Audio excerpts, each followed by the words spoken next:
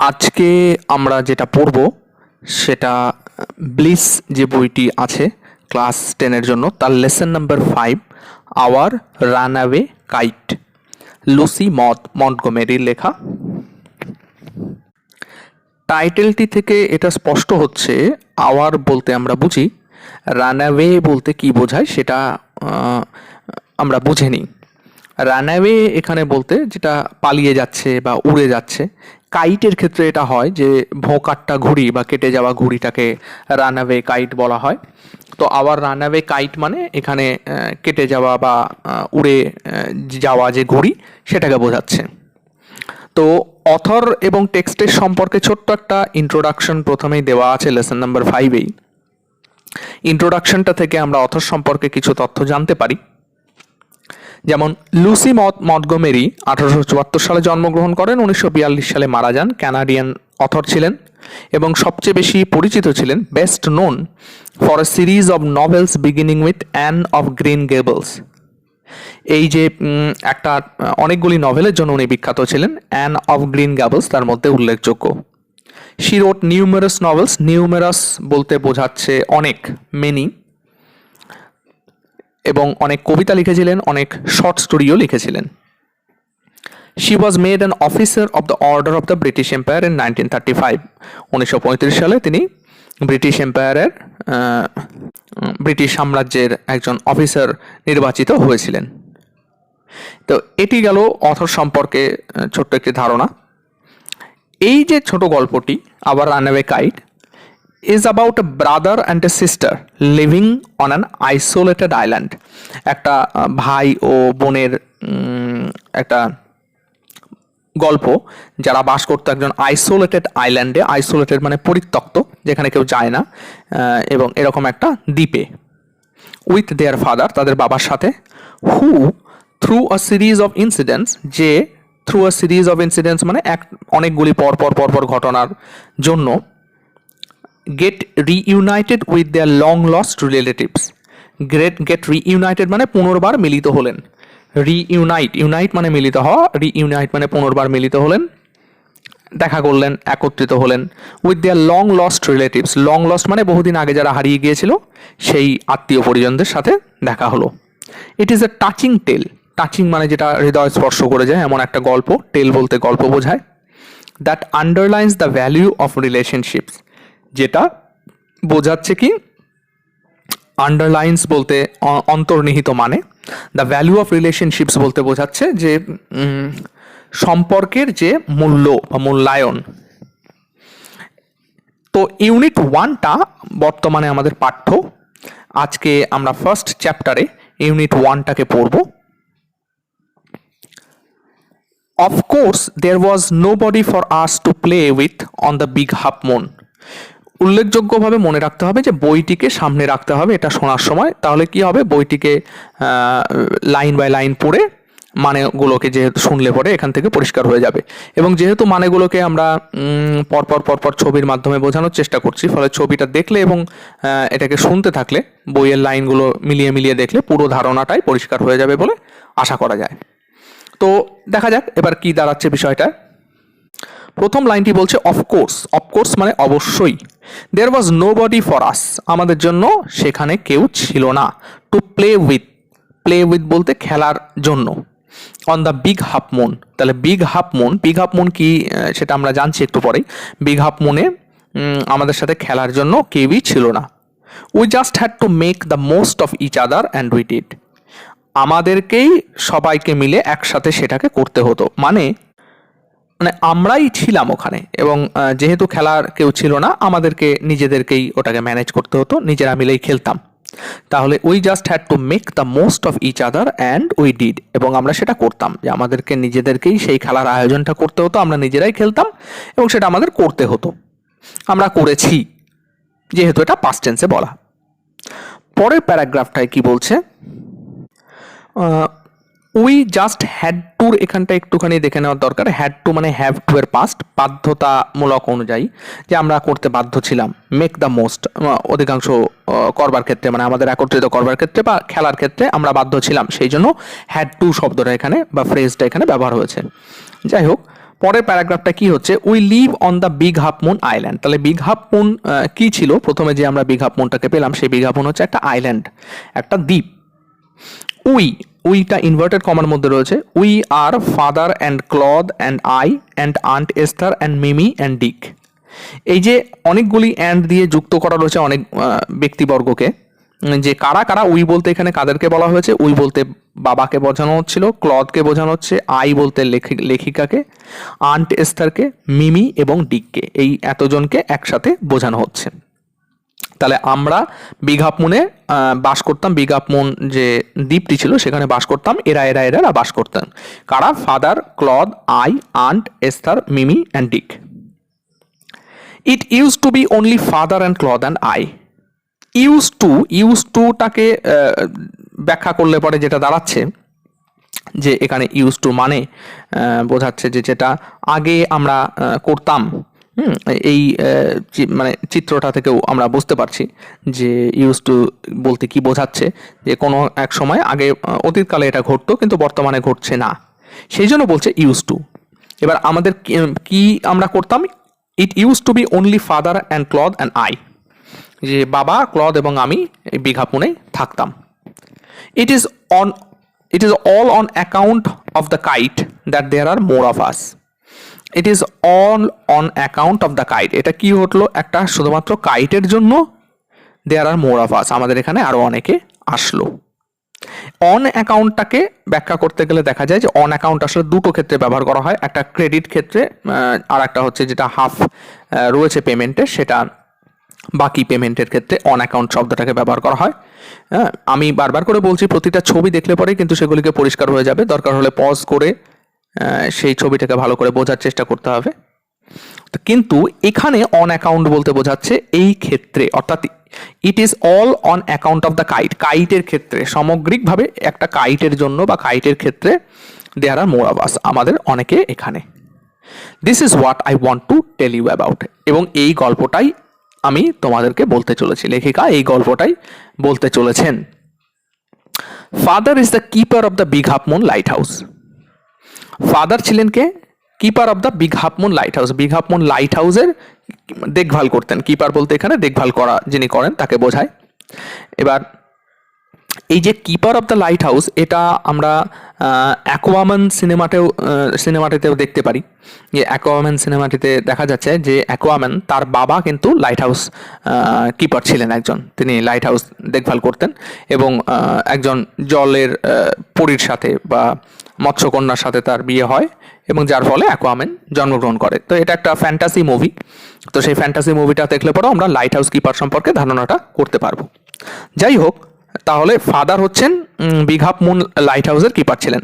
এবার লাইট হাউসটা কি জিনিস? লাইট হাউসে এই ছবিটিতে আমরা স্পষ্টভাবে বুঝতে পারছি লাইট হাউসটা কাকে বলে, যেখান থেকে একটা স্ট্রাকচার, যে স্ট্রাকচার থেকে আলো বেরোয়, এবং সেই আলোটা কি করা হয়, যে ন্যাভিগেট করা হয়, বা ন্যাভিগেটার্স যারা, তাদেরকে ন্যাভিগেটার্স বলতে নাবিক যারা সমুদ্রে বেরোয় তাদেরকে ঠিকঠাক পথ নির্দেশ করানো হয়, দেখানো হয় যে এই দিক দিয়ে গেলে পরে হবে, এই দিক দিয়ে গেলে পরে হবে, এইরকম একটা ব্যাপার। তো এখানে পরপর অনেকগুলি লাইট হাউসের ছবি আমরা দেখতে পেলাম, যে লাইট হাউসগুলোতে কীভাবে আলো বেরোয় সেটাও আমরা ধারণা করতে পারলাম। বিগ হাফ মুনের যে লাইট হাউসটা ছিল সেটাও একটা ছবি দ্বারা আমরা পরিষ্কার করতে পারলাম, এবং লাইট হাউসের ফাংশনটাও আমরা জানতে পারলাম যে লাইট হাউস এই জিনিসটা করে। আই অ্যাম 11 years old, আমি হলাম 11 বছর, আমার 11 বছর বয়স, আমি 11 বছর বয়সী একজন মেয়ে। ক্লদ ইজ 12, ক্লদের বয়স হচ্ছে 12। ইন উইন্টার, শীতকালে, when the harbour is frozen over, harbour মানে হচ্ছে বন্দর, পোতাশ্রয়, ফ্রোজেন ওভার মানে পুরো বরফে জমে গেছে। তো বরফে জমে যাওয়া বন্দর ঠিক এই রকম দেখতে হয়।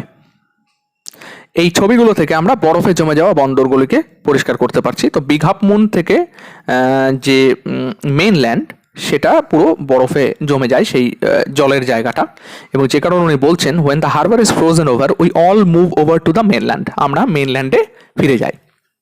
তাহলে মেনল্যান্ড থেকে হারবারের দূরত্ব অনেকটাই ছিল, ছবিগুলো সেটাই নির্দেশ করছে যে অনেকটা দূরত্বে তাদের বসবাস ছিল, এবং মেনল্যান্ডে যখন ফিরে যেত, কারণ পুরো হারবারটাই জমে যেত, ঠিক যেভাবে ছবিগুলিতে দেখানো হচ্ছে।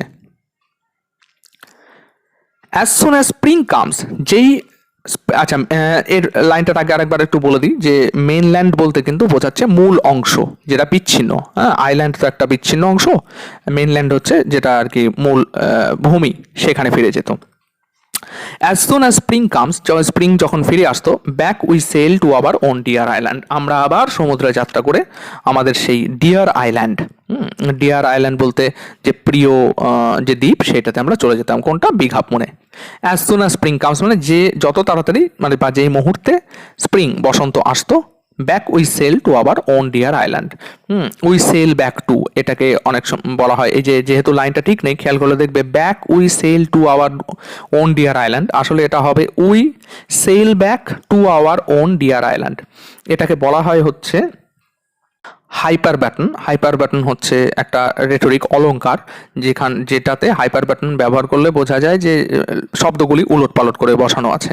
এটার মূল উদ্দেশ্য হচ্ছে যাতে আমরা সঠিকভাবে মনোযোগ দিই। তো যাই হোক, সেল বলতেও আমরা বুঝলাম যে যাত্রা করা, সমুদ্রে যাত্রা। সেলটাও আমরা ছবির দ্বারা বুঝে গিয়েছি যে কিভাবে সেল ব্যাক করে আমরা ডিয়ার আইল্যান্ডে বা মূল যেখানে বিজ্ঞাপনে ফিরে যেতাম বা লেখিকা অন্যদের সাথে ফিরে যেতেন। পরের প্যারাগ্রাফটা শুরু হচ্ছে, the funny part use to be that people always pitied us when the time came for us to return. Funny মানে মজাদার। ফানি পার্টটা কোনটা? মজাদার অংশ ছিল কোনটা? ইউজ টু বি, এই যে ইউজ টু আবার ব্যবহার করা হয়েছে এখানে, যে এইরকমই মজাদার ব্যাপারটা ছিল এইরকম, দ্যাট পিপল অলওয়েজ পিটিড আস, যে লোকজন সব সময়, অলওয়েজ মানে সর্বদা বা সবসময়, পিটিড আস মানে হচ্ছে আমাদেরকে করুণা করতো, when the time came for us to return, আমাদের যখন সময় আসতো ফিরে যাবার, লোকজন আমাদেরকে করুণা করত। তো সেটা লোকজন কেন করুণা করত সেটাও উনি ব্যাখ্যা করে দিচ্ছেন, যে ফিরে যাবার সময় স্প্রিং যখন চলে আসতো, উইন্টার শেষ হতো, যখন আমরা বিঘা পুনে ফিরে যাব, সেই সময় লোকজন আমাদেরকে কেন করুণা করত? লেখিকা বলছেন এখানে, they said we must be so lonesome over there. তারা বলতো কি, we must be so lonesome. Lonesome মানে একাকী, সলিটারি। এই যে এখানে লোনসামের মানেটা পরিষ্কারভাবে দেওয়া আছে। They said we must be so lonesome over there, যে আমরা বড্ড একা থাকতাম সেখানে, একা হয়ে যাব, যে আমাদের আর লোকজন নেই। কারণ মেনল্যান্ডে প্রচুর লোকজন, বিগ হাফ মুনে লোকজন নেই, ফলে আমরা ওখানে গেলে পরে একা থাকবো, খেলার সঙ্গী সাথে কেউ থাকবে না। With no other children near us, কোনো যে বাচ্চা যাদের সাথে খেলা করা যায় এরকম কেউ আমাদের কাছাকাছি থাকবে না ওখানে। সেই জন্য মেনল্যান্ডের লোকজন ওদের উপরে খুব দয়া করতো, কষ্ট হতো, সেই ভাবটাকে দেখাতো তারা। Of course Claude and I would have like to have someone to play with us. অবশ্যই ক্লদ এবং আমি চাইতাম, পছন্দ করতাম, would have like to have someone, অন্তত কাউকে না কাউকে, টু প্লে উইথ আস, আমাদের সাথে খেলার জন্য। যে আমরা চাইতাম যে কেউ না কেউ আমাদের খেলার সঙ্গী হোক বা সাথী হোক। কেন চাইতেন উনি সেটার কারণটা ব্যাখ্যা করছেন পরের লাইনেই। It is hard to run pirate caves and things like that with only two. Hard to run. Hard to run, এখানে রান কিন্তু দৌড়ানো অর্থে নয়, রান অর্থে বোঝানো হচ্ছে যে চালনা করা। হার্ড টু রান মানে এখানে চালনা করা বা কোনো কিছুকে ঘটানো, সেই অর্থে রান। হার্ড টু কেন? খুব কষ্টজনক ব্যাপার, সেই জন্য hard to run. Pirate caves, pirate caves হচ্ছে একটা খেলা। এই যে এই ছবিগুলো থেকে আমরা বুঝতে পারি যে পাইরেট কেভস বলতে কি বোঝায়। সে জলদস্যুদের মতো সেজে, যেখানে একটা গুহা থাকবে, যেখানে এই জাতীয় জিনিসপত্রগুলো হবে, খেলার সঙ্গী সাথীর সংখ্যা বেশি হতে হবে। হ্যাঁ, এই দৃশ্যটি যেমন একটা সিনেমা থেকে নেওয়া, পাইরেটস অফ দ্য ক্যারিবিয়ান, সেখানেও পাইরেট কেভস দেখা যাচ্ছে। ফলে এই জাতীয় পাইরেট কেভস এবং এই জাতীয় থিংস লাইক দ্যাট, এই জাতীয় গেমগুলিকে খেলার জন্য সঙ্গী সাথীর দরকার।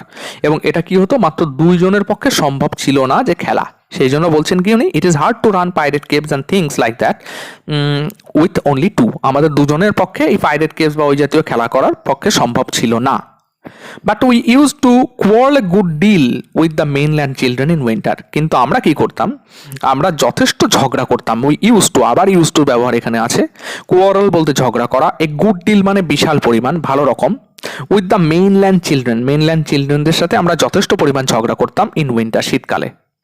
So it was perhaps, perhaps মানে সম্ভবত, ইট ওয়াজ পারহ্যাপস এটা সম্ভবত, just as well that there were none of them on the big half moon. এটার কারণটা কি ছিল? এটার কারণটা ছিল হচ্ছে যে বিগ হাফ মুনে এরা কেউ থাকতো না যাদের সাথে ঝগড়াঝাটিটা করা যায়, ঝগড়া বা মারামারি বা এই জাতীয় জিনিসপত্র করা যায়। সেই জন্য কি হচ্ছে, সম্ভবত এইটার কারণ হচ্ছে এইটাই, উনি বলছেন it was perhaps just as well, যে ক্ষেত্রে that there were none of them on the big half moon, যে কেউই ওখানে ছিল না, বিগ হাফ মুনে এরা কেউ থাকতো না। ক্লদ অ্যান্ড আই নেভার কোয়ার্ল্ড, আমরা অন্যদের সাথে ঝগড়া করলেও ক্লদের সাথে কিন্তু, ক্লদ এবং আমি কিন্তু কোনোদিনই ঝামেলাটা করতাম না, ঝগড়াঝাটি করতাম না।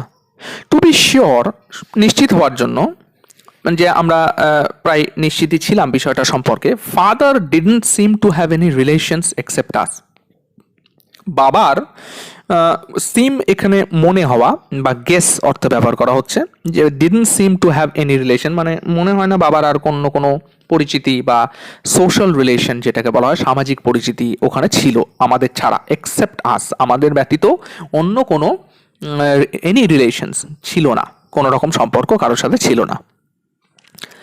This use to puzzle cloth and me, এবং এইটা না আমাদেরকে খুব অবাক করতো, যে এই যে সোশ্যাল রিলেশনস এই যে ছিল না, বাবার আর অন্য কারোর সাথে যোগাযোগ ছিল না, অন্য কোনো মানুষজনের সাথে যোগাযোগ ছিল না। দিস ইউজ টু পাজল, আবার ইউজ টুর ব্যবহার আছে এখানে, puzzle cloth and me, puzzle মানে হচ্ছে হতবুদ্ধি হয়ে যাওয়া বা কনফিউজড হয়ে যাওয়া বা বুঝতে না পারা, সেইটাকে বলা হয় puzzle. This use to puzzle cloth and me, আমাকে এবং ক্লথকে খুবই হতবাক করে দিত, হতবুদ্ধি করে দিত, যে এটা কেন। Everybody on the mainland had relations, প্রত্যেকে মেইনল্যান্ডে, প্রত্যেকে মানে মূল ভূখণ্ডে, ওখানে সবার সাথেই সবার একটা যোগাযোগ আছে, প্রত্যেকেরই একটা না কারোর সাথে যোগাযোগ আছে, একে অপরের সাথে পরিচিতি আছে, তারা সোশ্যাল রিলেশনটাকে বজায় রাখে। ওয়াই হ্যাডন্ট উই, তাহলে আমাদের কেন থাকবে না। Was it because we lived on an island, শুধুমাত্র কি এই কারণের জন্যই যে আমরা একটা আইল্যান্ডে বাস করি, একটা দ্বীপে বাস করি, এই কারণের জন্য আমাদের অন্যদের সাথে কোনো সম্পর্ক থাকবে না। এবং যেহেতু দ্বীপটি আইসোলেটেড, যেটা আগে বলা হয়েছে যে বিঘাপন তো আইসোলেটেড আইল্যান্ড, বিচ্ছিন্ন একটা দ্বীপ যেখানে লোকজনের যাতায়াত নেই, শুধুমাত্র কি এই কারণের জন্য আমাদের মেইনল্যান্ডে কারোর সাথে সম্পর্ক থাকতে হবে না। এই প্রশ্নটা লেখিকা নিজেই নিজেকে করছেন। We thought it would be so jolly to have an uncle and aunt and some cousins.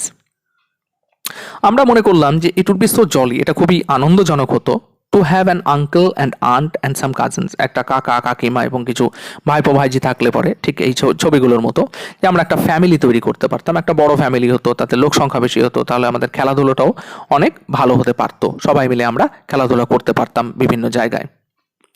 Once we asked father about it, এক সময়, একদা, ওয়ান্স বলতে একদা বা কোনো এক সময়, উই আস্কড ফাদার অ্যাবাউট ইট, আমরা বাবাকে এই ঘটনাটা জিজ্ঞাসা করেছিলাম, যে ঘটনাটা কি, কেন কোনো সম্পর্ক তোমার বা আমাদের মেনল্যান্ডে কারোর সাথে নেই।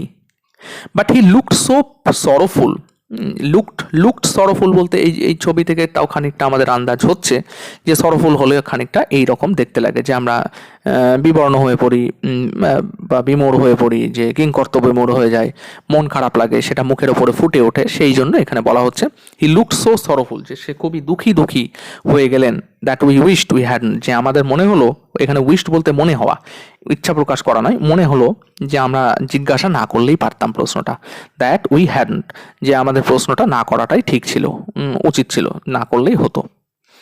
হি said it was all his fault, সে বলল যে এটা সম্পূর্ণরূপে তারই ফল্ট ছিল। ফল্ট বলতে বোঝায় দোষ বা ত্রুটি, এখানে বাংলা মানে থেকেও আমরা বুঝতে পারছি যে ফল্ট বলতে দোষ বা ত্রুটিকে বোঝাচ্ছে। Claude and I didn't understand what he meant, এবার বাবার এই কথাটা শুনে আমরা দুজনে কিছুই বুঝতে পারলাম না যে তিনি কি বোঝাতে চাইছেন।